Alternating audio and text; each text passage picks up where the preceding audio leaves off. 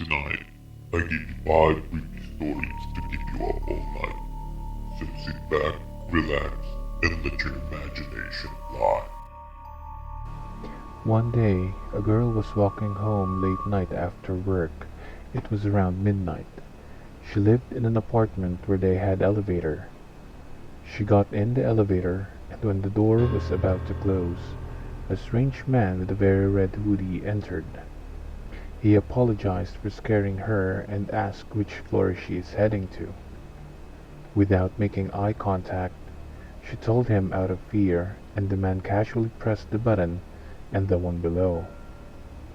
As they were on the way, he asked her for her cell phone if he could use it, but she declined out of suspicion and isolated herself in the corner. After seconds of silence, the elevator arrived to the floor below the girl was heading to and the door opened. The guy slowly walked out and turned around facing the girl and just stared at her without any movement. Slowly the door started to close and from the gap she could see him turning around heading upstairs, pulling a knife out of his pocket. Daddy, I had a bad dream. You blink your eyes and pull up on your elbows. Your clock glows red in the darkness. It's 3:23 a.m. Do you want to climb into bed and tell me about it? No, Daddy. The oddness of the situation wakes you up more fully. You can barely make out your son's pale form in the darkness of your room. Why not, son? Because in my dream, when I told you about dream, the thing wearing mommy's skin sat up. For a moment you feel paralyzed. You can't take your eyes off your son. The covers behind you begin to shift. A man goes to a bed and breakfast. While checking in, the owner tells him that the room next to his is undergoing some repairs and not to open the door. The man goes to his room and fixes his luggage, but then is bored.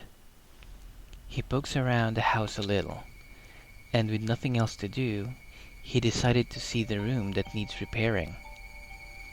He tries the door and it's locked.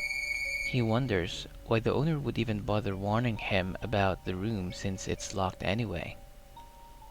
He then peeked through the keyhole, and the room beyond isn't actually being repaired. It's completely empty, except for a figure in the far side of the room, sitting in a chair facing the wall. The man stood up confused. Just to make sure he wasn't seeing things, he bends down and looks through the keyhole again.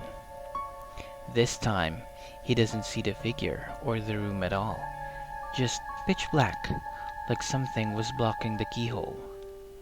Weirded out, the man goes to bed. The next morning during breakfast, the man asks the owner casually about the repairs in the next room. The owner sighs and says, "Truthfully, I don't rent out that room because so many people have told me it's haunted by a demon with black eyes." I begin tucking him into bed and he tells me, "Daddy, check for monsters under my bed."